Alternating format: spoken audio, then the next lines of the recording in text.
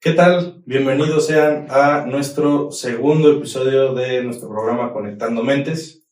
El día de hoy vamos a tener un episodio muy interesante. La anterior ocasión platicábamos con un profesional de la salud mental sobre el tratamiento de las adicciones. Ahora vamos a hablar con otro profesional de la salud, pero aquí nos vamos a ir a otra área distinta, pero que va de la mano en el acompañamiento. Y el día de hoy tenemos a nuestra invitada de lujo, como siempre, a la licenciada María José Mendiola Rista. Majo, muchas gracias por acompañarnos. Ella es licenciada en Nutrición y Ciencias de los Alimentos y aparte cuenta con una maestría en Nutrición Clínica. Tiene una diversa experiencia dentro de estos campos de la nutrición y además también participa en el área de la docencia en el grado universitario. Pues bienvenida y el día de hoy pues vamos a platicar un poquito contigo sobre los trastornos alimenticios y justamente esta parte de desmitificar lo que pasa con el nutriólogo y cómo también la parte de la nutrición y la psicología llevan un acompañamiento muy cercano, porque al final de cuentas no dejas de hablar o no deja de ser esta persona con todas sus situaciones y que tienen que ver. Correcto. Bueno, antes que nada, muchas gracias por la invitación. Estoy muy contenta de venir aquí. Y pues sí, vamos a hablar de todo esto de la nutrición y psicología, que considero que es un trabajo bien importante de los dos. Ok, pues lo primero sería despejar o aclarar la duda más común. ¿Qué hace un nutriólogo y qué no hace? Y también, ¿por qué a veces, al igual que en la psicología o el ir a terapia, nosotros decimos que no vamos a ir a terapia o que no queremos ir a terapia porque estamos locos? A veces la gente en algún momento piensa, yo creo que algo parecido, ¿no? En la nutrición, pero ¿cuál sería el equivalente a esa parte? Esa parte. Sí, o sea, bueno, a ver, cuando dicen que hay que ir al nutriólogo, generalmente piensan que es para ir a bajar de peso nada más, ¿no? Y eso es una parte que igual me gusta explicar qué hacemos en el nutriólogo. No solo hace dietas, ¿no? El nutriólogo también se dedica a la parte puede trabajar en un comedor industrial, puede trabajar en la parte de docencia, puede trabajar en la parte de políticas públicas, ¿no? De salud. Pero bueno, en el caso de nutrición clínica no solo van a bajar de peso, sino también podemos ir a, bueno, que justo la psicología nos refiere para un trastorno de la conducta, o que alguien quiera subir de músculo, o podemos tratar una enfermedad específica como diabetes, enfermedad renal. Podemos tratar a los niños, que las mamás también interesadas por su crecimiento, que sea lineal, que no se queden chiquitos, ¿no? Entonces podemos hacer más cosas que solo una dieta, ¿no? Y solo nos dicen eso, que, bueno, van al nutriólogo a bajar de peso y entonces solo van a que se les restrinja o a que se les regañe en el nutriólogo, cosa que no es así. Claro, y justo es una de las partes como más importantes y más choqueantes dentro de las personas cuando llegan a este tema, porque no suena nada divertido ni nada atractivo si lo pones desde esa parte, ¿no? Porque es como voy a ir y me van a decir que no puedo comer y me van a decir también o me van a juzgar de alguna forma, sí, porque creo que eso es uno de los grandes mitos, ¿no? Voy a ir a que una persona me diga que pues tengo obesidad, que tengo sobrepeso, en el caso de este lado, claro, o en el otro caso, ¿no? Cuando ya hay un trastorno o una conducta alimenticia que pone en riesgo tu salud, ¿no? Hacia el otro lado. Sí, exacto. Entonces consideran que nada más van y les van a decir, bueno, pues tienes tal grado de obesidad o tal grado de sobrepeso, o del otro lado de, bueno, no sé, tal trastorno y estás muy bajo de peso, y pues aquí está tu plan de alimentación y vete a tu casa, ¿no? Y generalmente no es así. También trabajamos muchas estrategias de conducta, obviamente al nivel que nos corresponde a nosotras, porque, bueno, nosotros los nutriólogos, porque bueno, por eso también trabajamos con psicología, o la conducta también la trabajamos con ustedes. Pero bueno, parte de la conducta alimentaria que se puede trabajar en la consulta lo hacemos nosotros. Y bueno, también esa parte de, bueno, si por ejemplo quieren llegar y bajar de peso, es que, bueno, no me gusta tal cosa y ya sé que me lo vas, o me gusta tal cosa y ya sé que definitivamente me lo vas a quitar, ¿no? Un ejemplo clarísimo, la tortilla, ¿no? Entonces, ya sé que vas a llegar y me vas a quitar las tortillas y es como, no, de hecho, la necesitas para tu día a día, ¿no? O ya sé que vas a llenar de frutas y verduras. Pues sí las necesitas, pero no es que tu plan de alimentación va a estar basado solo en frutas y verduras, ¿no? Entonces también esa parte de la conducta y estrategias de alimentación como específicas sí podemos trabajarlas mucho con los pacientes. Ok. Y esto me lleva a una pregunta muy interesante. ¿Por qué crees tú que nos vemos todos afectados de una manera tan profunda en esta parte de cómo nos percibimos físicamente? O sea, ¿cuál es la importancia? Porque, por ejemplo, para ciertos tratamientos o incluso para hablar sobre temas de autoestima, esta parte de este reflejo que me regresa el espejo, por decirlo así, representa una parte súper importante de cómo nos percibimos. Y creo que eso es como la entrada justamente a cuando ya se puede derivar un trastorno. Pero ¿cuál dirías que es como el nexo? O donde se abraza esa parte de cómo yo me veo y cómo me percibo y cómo creo que los demás me perciben a mí, ¿no? Correcto. Pues creo que uno de los factores más importantes hoy en día son las redes sociales. Una pregunta que sí me gusta hacerla específicamente a mis adolescentes que van a consulta es ¿qué están consumiendo digitalmente? Porque llegan generalmente ya más pegaditos a la adultez, de los 17, 18, ya están llegando con fotos y me quiero ver como fulanito de tal, y es como, ¿por qué te quieres ver así? No, antes de cualquier cosa decirle, no te puedes ver así, porque no, obviamente no puedes ser paciente, pero sí preguntar e indagar más por qué se quiere ver así, de esa manera, o sea, qué tanto está influyendo, o qué tanto es la moda, o qué tanto, o sea, le está haciendo tanto sentido en esa parte de la red social que quiere verse así, o qué le están diciendo incluso en casa, o qué le están diciendo en la escuela que se quiere ver así. Entonces, sí hay muchos factores, pero considero que actualmente uno de los más importantes son las redes sociales, y porque además, bueno, ya tenemos el contenido así, ¿no? Nosotros nos metemos a TikTok y cuánta información no hay, ¿no? Entonces, y llegan y te dicen, porque yo sé también que haciendo esto puedo verme como tal persona, ¿no? O en cuánto tiempo me vas a tener así, ¿no? Entonces, yo creo que es eso y, pues sí, las redes sociales. Creo que llega una parte donde se vuelve súper importante aclarar esto porque uno cuando entra a estas redes sociales ve todos estos ideales de cuerpos y aparte también de esta parte física, ¿no?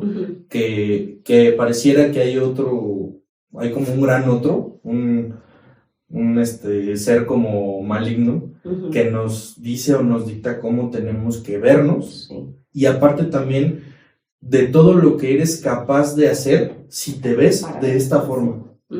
O sea, si te ves de esta forma ideal que te presento, en el caso del hombre con esta musculatura, este tono de piel, esta vista, y en el caso de la mujer con esta parte de este ideal delgado, o sea, va cambiando, digo, es más o menos parecido para los dos, hablando de ambos sexos, pero al final de cuentas, ¿qué es lo que puedes hacer o hasta dónde vas a llegar conforme cómo te ves? Sí.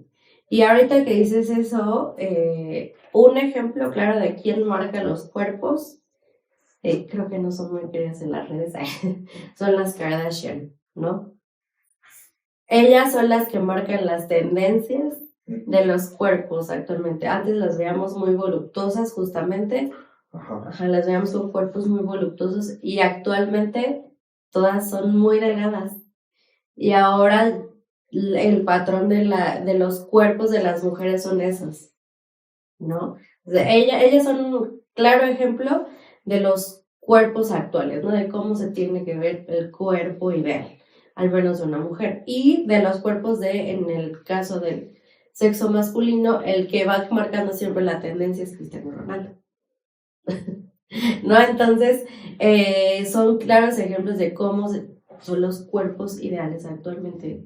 Y cómo sí, pues aparte de, es que me tengo que ver así, porque si no, o sea, a lo mejor ante la sociedad, pues estoy mal, ¿no? Cuando realmente no es así.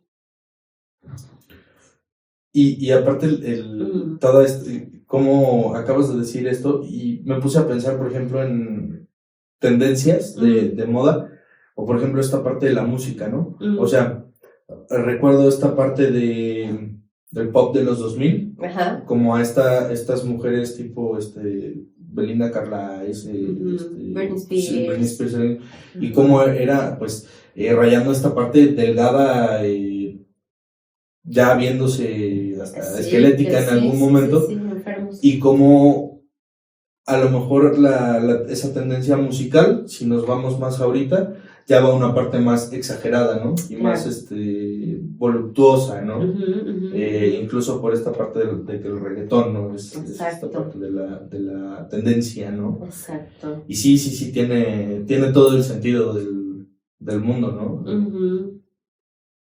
Sí, y cómo esa tendencia os ha ido marcando, o sea, por todos los tiempos, ¿no? Y por ejemplo, en los 80s era como el cuerpo que de pilates, ¿no?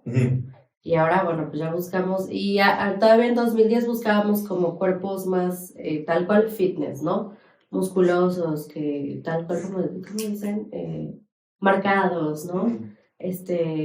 Definidos, ¿no? Que esa palabra pues no existe en la nutrición, existen cuerpos únicamente con alta musculatura, ¿no? Pero bueno, ahora ya se está buscando otra cosa completamente. Y las tendencias sí se han ido marcando poco a poco. Entonces te digo, regreso a lo mismo considero que las redes sociales son un factor bien importante. Sí, claro, y como habíamos hablado en ocasiones anteriores, en videos anteriores, sobre cómo tienes a disposición esta información, que si en 5 segundos no te llama la atención, ya la botaste.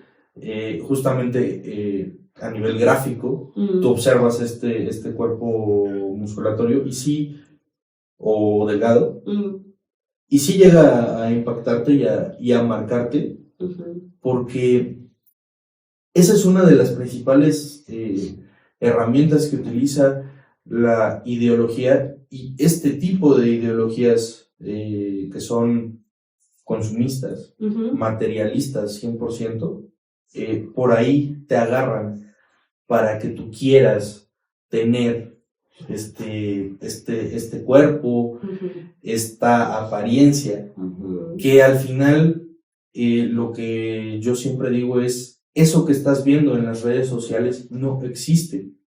Ese cuerpo torneado, esa cara incluso, toda esa producción que trae atrás, eso no existe. Y estás basando tu querer, tu soñar, tus ilusiones, tu ideal de tu cuerpo y tu propia imagen en algo que no existe, y aparte nada más te promueve a pues irte a esta parte del extremismo también, de quiero esto y voy a hacer lo imposible para llegar a lo imposible, justamente. Y apenas también me salió un TikTok que decía, bueno, lo que nos promueven igual estas figuras de las redes sociales, ¿no? De, si yo puedo hacer 8 veces al día ejercicio, tú también puedes, ¿no? Si yo puedo, me muero de hambre, ¿no? Y como 3 uvas, ya quedé satisfecha. Entonces la gente sigue con esas tendencias y como dices, no es algo real. O sea, la verdad, las redes sociales siempre enseñan las cosas más bonitas, ¿no? ¿Quién se va a enseñar llorando en redes sociales, ¿no? O diciendo cosas que no, generalmente en las redes sociales siempre enseñamos las cosas buenas de la vida o la parte bonita, ¿no? Y pues no, o sea, la realidad no es esa, no es tal cual, ¿no? Entonces nos vemos muy influenciados por esa parte. Claro, y me recuerda ahorita esto de si yo puedo hacer ejercicio 8 veces al día, tú también puedes. Y cómo me imagino que en casos extremos o ya en el tratamiento de pacientes ya con un trastorno alimenticio ya diagnosticado por todos los profesionales que tienen que pasar para ser diagnosticado, ¿hasta qué extremo llegan? Cuando es sobrepeso o cuando es esta parte de ya llegar a un peso tan bajo, a una cuestión nutritiva tan decaída que te puede llevar a ya pensar en la muerte, ¿no? No sé si llegaste a ver esta película Hasta los huesos. Sí. En Netflix, ¿no? Sí. Y justamente una de las partes más interesantes de la película a nivel de pensamiento es cómo la percepción de esta chica se ve invadida siempre por el discurso que tienen los seres cercanos a ella, en este caso su madre. Y cómo es súper importante, aparte de cómo las redes sociales nos influyen, que sí, estoy totalmente de acuerdo, como también es importante lo que nosotros le decimos a las personas que queremos. Nuestra red de apoyo, ¿no? Exactamente, y llegan incluso, se llegan a hacer comentarios que no es que deliberadamente tú digas, yo quiero hacer que tú tengas un trastorno alimenticio, dicen, no, pues no. O sea, uno como padre, como hermano, como amigo, como conocido, cercano, bueno, espero que nadie te quiera hacerte algo así, ¿no? Pero no llegas a querer decir eso, pero me acuerdo de una frase que decían en mi casa, no puedes decirle a una persona algo respecto a su apariencia que no pueda cambiar en menos de 3 segundos. Exacto. ¿A qué se refiere? ¿Tienes algo en el diente? ¿Estás despeinado? Un botón abierto. Exactamente. Te traes abajo el cierre, ¿no? O sea, cosas de ese estilo, no puedes decírselo porque ya estás atentando contra la visión que tiene esa persona de sí misma, ¿no? Imagínate, se ve que ya dejaste de ir al gimnasio, ¿no? Es horrible. Sí.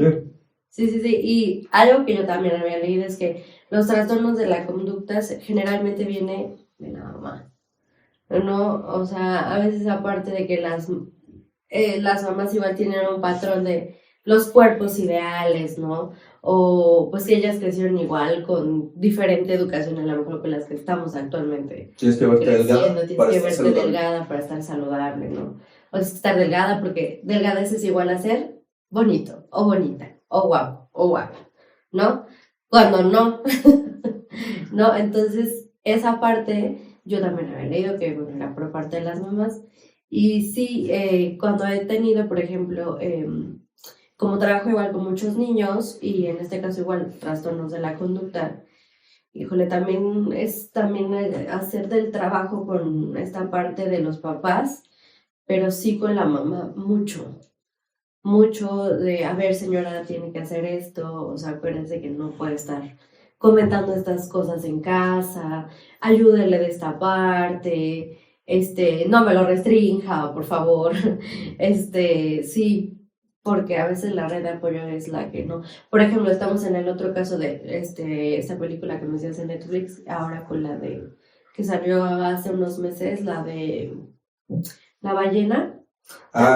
Justo es el otro extremo. Es el otro caso extremo, en donde su red de apoyo es nula, ¿no? Acompañado de que igual tiene pues una baja autoestima que ya está en el grado de, pues ya, o sea, tengo la presión de 200 y tantos, a lo mejor ya ni me llevan al hospital porque ya me va a morir, ¿no? Entonces estamos igual en esta parte de los dos extremos, como su imagen igual se ve distorsionada, como la red de apoyo es bien importante, ¿no? Entonces, para que puedan sobrellevar el tratamiento. Yo, por ejemplo, ahorita que dije el tratamiento, también me gusta preguntarle a mis pacientes si encuentran alguna barrera en su red de apoyo, ¿no? Y luego me dicen, pues es que yo sí lo hago, pero mi esposo pues no me va a ayudar. O sea, me va a decir como de, pues tú hazlo y él que se siga comiendo pues lo que come generalmente, ¿no? O los niños, o sea, a veces ya cuando son un poquito más grandes, las mamás,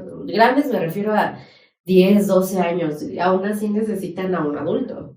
De todas maneras, no pueden hacer todo independiente, pero las mamás le dicen, pues ya solito que se haga sus cosas. Y yo, señora, pero todavía necesitas ayuda un poquito, o sea, porque un niño todavía no puede cuidarse el 100% solo, ¿no? Entonces, esa parte también de la red de apoyo es bien importante. Sí, y cómo la red de apoyo se puede volver, pues, la red de rómpetela, ¿no? De date la vuelta, ¿no? Sí. Y y lleva mucho esta parte ahorita que estabas hablando de, justamente de las dos películas que yo tenía en la mente para esto, eran La ballena y Hasta el hueso, ¿no? Y me llama mucho la atención, por ejemplo, que en la parte de La ballena, cuando hablamos de sobrepeso, cómo la percepción que tiene una persona con sobrepeso es muy parecida en la manera compulsiva en la que se alimenta físicamente a cómo se alimenta incluso de las miradas. Porque no sé si notabas en esta parte de la película cuando lo miraban y él los incitaba a que le dijeran, yo soy asqueroso, dime que soy asqueroso. ¿Qué podemos sacar de ahí? Ay, sí, también el propio discurso que tiene el paciente hay que trabajarlo mucho, porque sí, generalmente llegan con estos discursos de, y lo voy a decir tal cual me lo dicen los pacientes de, soy muy dragón, no tengo autocontrol, me veo en el espejo y me veo tardísima, ¿no? Entonces, yo les digo, a ver, ¿qué te estás queriendo decir con esto? O sea, también esa parte de la autocompasión, de, ¿qué te estás queriendo decir con eso? O sea, ¿qué te está tocando ahí que no, o sea, ¿por qué te hablas así? ¿No? Entonces, como en la película, ¿no? A ver, dímelo. Y la gente, pues, no te lo voy a decir, ¿no? Entonces, sí, también tenemos ese discurso, autodiscurso muy distorsionado, también, ¿no? Esa parte. Y es un padecimiento que inicia en esta parte social.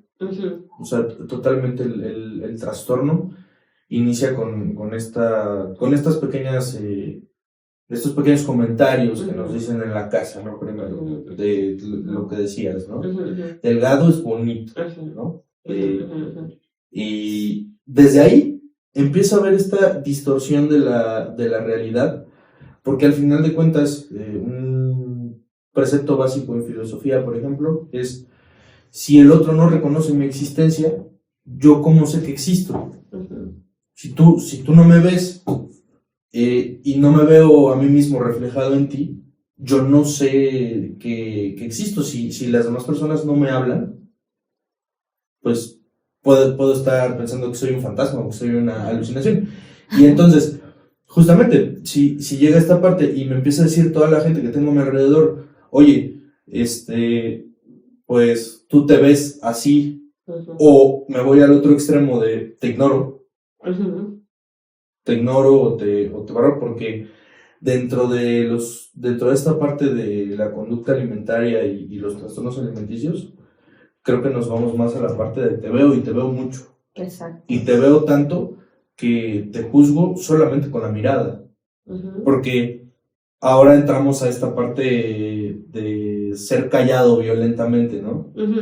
Y ya no te digo abiertamente, o en el bullying, a lo mejor hace unos 10, 15 años que estuvo con nosotros, era más marcado sufrir acoso o bullying en la escuela por tener sobrepeso. Sí. Ahora a lo mejor ya no lo recibes directamente ahí en la escuela, pero la crítica que hay en esta parte de las redes sociales, la crítica digital o el aislamiento social al que te lleva. Claro. Porque empieza a segregar el grupo a esta persona que se ve diferente o es diferente. Sí. Sí, esa parte es importante, como si no había pensado lo del bullying, que nosotros nos había tocado más como invasivo esa parte de hace unos años, pero ahora esta parte igual de que, bueno, ya los niños ya tienen teléfonos y ahora ya es más fácil que los acosen por redes sociales. Sí, considero que es una parte bien importante y bueno, por ejemplo, en el sentido igual hay que poner mucha atención en los niños de que con quién se están relacionando, qué les están diciendo, ¿no? Porque esta parte a veces, cuando yo doy clases, a veces mis alumnos dicen, bueno, pero un trastorno de la conducta es el típico persona callada, el aislado. No, no siempre. No siempre es el aislado y el callado, ¿no? A veces sí puede ser incluso el niño o la niña que tiene muchos amiguitos, pero no saben lo que están viviendo por dentro, ¿no? Entonces, si hay ciertas conductas, a lo mejor que dices, bueno, sí puede que ya tenga un trastorno y eso también, yo creo que desde la primaria, porque ahora cada vez estamos viendo niños más chiquitos con trastornos, yo creo que empezar a educar a los profesores para poder detectar a tiempo un trastorno de la conducta. No sé qué piensas tú, porque a veces ya se desarrollan, generalmente entre la adolescencia, ¿no? Pero también ya estamos teniendo antes de la adolescencia o trastornos. Claro, por ejemplo, en ciertas áreas de la psicología se plantea que los trastornos alimenticios, específicamente hablando de un poco de anorexia y bulimia, que van en relación a este consumo y rechazo de la figura materna. Entonces, o paterna también puede llegar a ser, dependiendo del sexo de la persona de la que estamos hablando. ¿A qué se refiere esto? O sea, en el caso de consumir estas palabras que está diciendo mi madre, las consumo, las trago, pero inmediatamente voy a expulsarlas. Claro. ¿No? O sea, y entonces ahí entran unos principios ya más complicados de cómo a veces, justamente como decíamos en la película de La ballena, él llegaba a disfrutar en algún momento que le dijeran, tú eres asqueroso. Y es un poco de lo que hablábamos en el video anterior sobre codependencia. Cómo entras a este espacio en el cual convives con el padecimiento. En psicoanálisis, por ejemplo, eso se llama instaurarse en el síntoma. Cuando empiezas a disfrutar eso que te está sucediendo. Porque para esta persona que está inmersa en un trastorno alimenticio es justamente que está disfrutando de provocarse o autoinfligirse ese daño que se está causando un daño físico a la hora de expulsar eso que tiene en su cuerpo y no dejando que nutra, porque se llega a ser consciente. Y aquí es donde a mí me gustaría preguntarte, en estos casos que llaman la atención, ¿cómo lo abordas?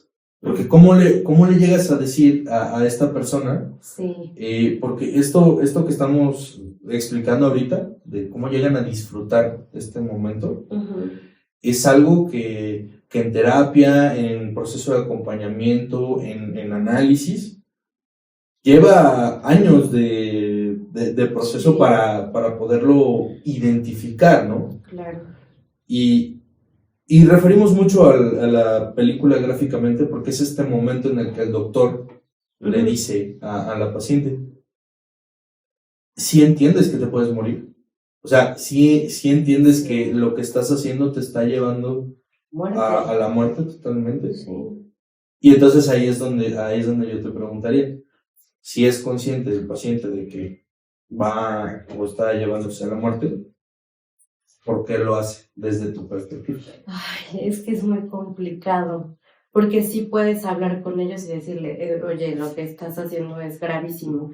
Y no solo los trastornos, sino todas las enfermedades que a veces nos adhieren justo al plan de alimentación y decir, es que te estás haciendo un daño en lugar de un beneficio. No, entonces abordarlo con el paciente, híjole, es bien difícil. Entonces, sí, en esta parte sí me gusta mucho agarrar a psicoterapia, decirle, ayúdame porque no puedo hacer todo el trabajo sola, ¿no? O solo en este sentido. Pero sí considero que los trastornos de la conducta sí tiene que empezar a trabajarse primero de tu lado y cuando llegan a nutrición sí trabajarlos también un poco más, que se apegan, o sea, la adherencia del tratamiento, pero si la confrontación en la consulta también es difícil. Es difícil y para decirle al paciente, oye, te está pasando esto.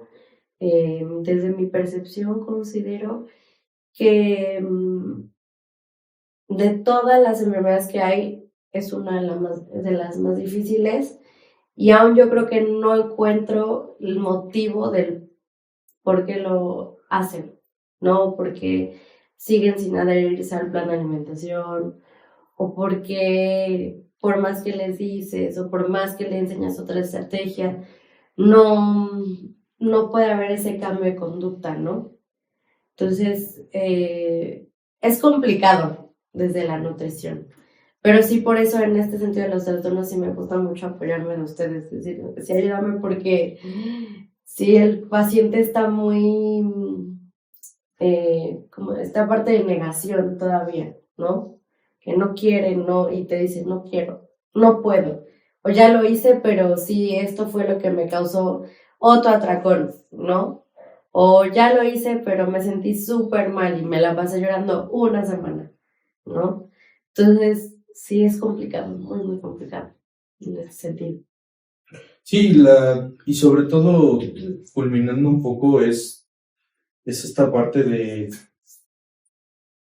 pues también ponerte en este lugar en el que aceptas que no puedes tú solo con eso que está sucediendo y justo como creo que es un precepto básico para el tema de la nutrición, pero también lo es para la terapia, ir al psicólogo, ir a un proceso de acompañamiento, lo que tú quieras, es básico decir necesito ayuda y pedirla, porque regresamos al mismo o algo parecido al principio.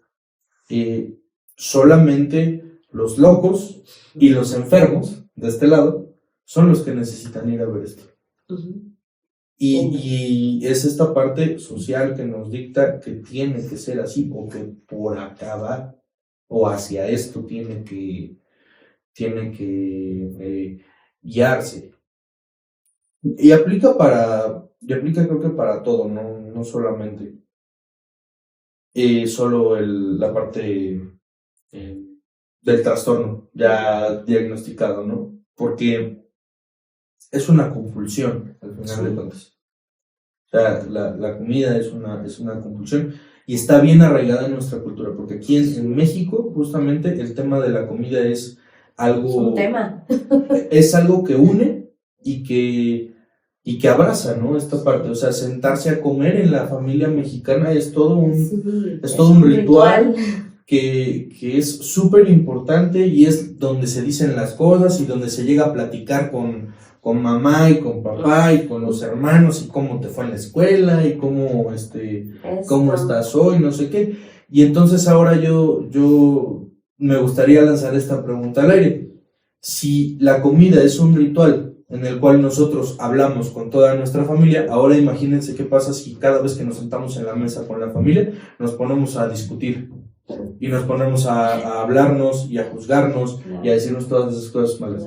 ¿Qué crees que pasa con esta persona que se sienta y asocia que el comer es ponerse a discutir?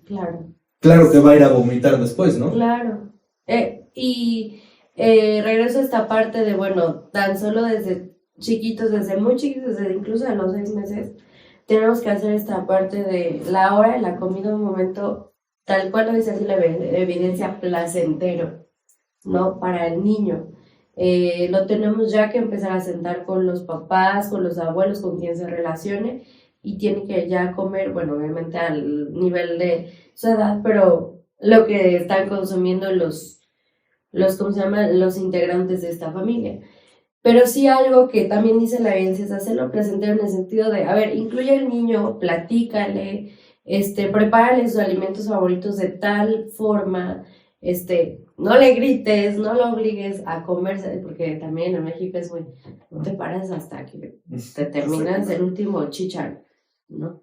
Entonces, no lo fuerza a comerse la última migajita, hazle una rutina, intégralos a la medida de lo posible de, a ver, pues un niño pues obviamente no te va a poder agarrar cuchillos, no va a poder estar en fuego, pero a ver, puedes ayudarme a lo mejor a lavar un jitomate, ¿no? Entonces en esta parte también incluirlos y sí, o sea, hacer esa parte desde muy chiquitos, o sea, placentera, que los incluyan, que sea una parte muy bonita y a veces les digo a mis alumnos, suena muy romántico esta parte de la evidencia, pero es que es muy cierta que tienen que estar en compañía y hacer un momento muy bonito, no el momento de que la mamá pega el grito y siéntate y cállate y se pone a pelear con el esposo y regaña al hijo y entonces porque también podemos casar esta parte de lo que dices, ¿no? De los trastornos de, ay, pues voy a comer, mejor prefiero evitarme o toda la comida no comer o comer y rechazarlo completamente.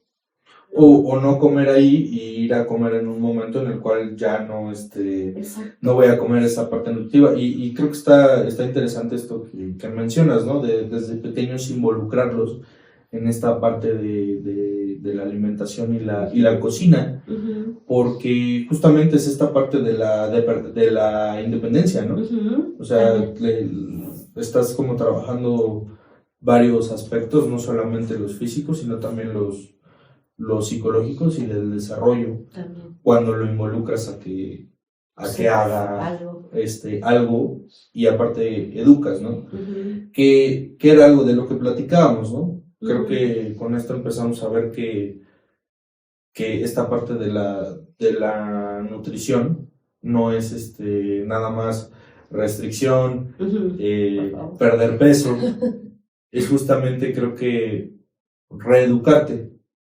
Aprender otra vez a alimentarte cuando estás en una edad ya más avanzada, ¿no? Sí, también. Y esa parte de la restricción considero que no debería ser utilizada actualmente. No, porque incluso vámonos a otro tipo de enfermedades como diabetes. No, generalmente van con los médicos que les diagnostican diabetes y dicen ¿qué no puedes? Tortilla, pan y mis favoritos son plátano y mango, ¿no?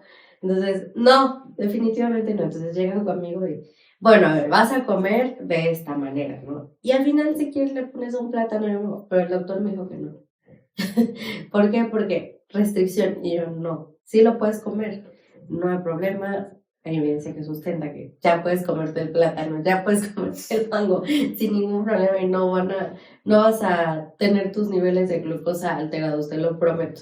No siempre y cuando sigas esta rutina que te estoy diciendo, ¿no? Entonces, esa parte de la restricción, híjoles, se ha mantenido durante mucho tiempo y a pesar de que ya estamos con otros enfoques de la nutrición, de la no dieta, la alimentación intuitiva, o sea, ya estamos con otros enfoques, sigue existiendo esa parte de la restricción. Sigue estando ahí el tabú, ¿no? Sigue. De qué es lo que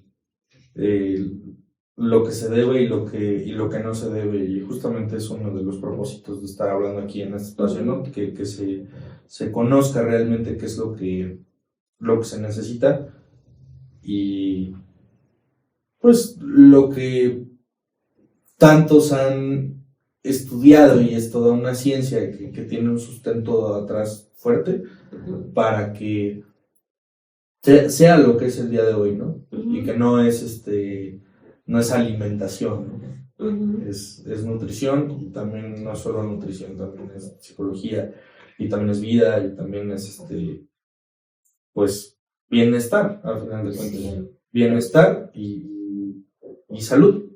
Definitivamente. Bueno, y pues ya para finalizar, pues me gustaría saber cuál es el mensaje que dejas para alguien que está luchando contra un trastorno alimenticio y también obviamente para su red de apoyo. Bueno, que no están solos, que sí se apoyen mucho de sus profesionales de la salud, y si ese profesional de la salud los está juzgando, oigan ahí. Eso sí, y que sí consigan profesionales de la salud que sí los ayuden, que sí también sea parte de su red de apoyo, y a la red de apoyo como familia, amigos y demás, que esa persona la está pasando muy mal en este momento, que eventualmente va a pasar, pero que la está pasando muy mal y que en este momento los necesita más que nunca. Entonces, sí apóyenlos, sí pregúntenles qué más necesitan ustedes y qué más pueden hacer por ellos. Bueno, pues, Majo, muchísimas gracias por la plática del día de hoy. Estuvo muy interesante, muy padre escuchar esa mirada, ¿no? Ese otro ángulo y cómo se complementa al final con esta parte que nosotros queremos ver y cómo es algo mucho más profundo de lo que pensamos, ¿no? No es tan tan superficial como solamente perder kilos. Exacto. O ganar músculo. Uh-huh. Es algo mucho más profundo y pues muchas gracias. Gracias a ustedes. Muchas gracias. Buen provecho.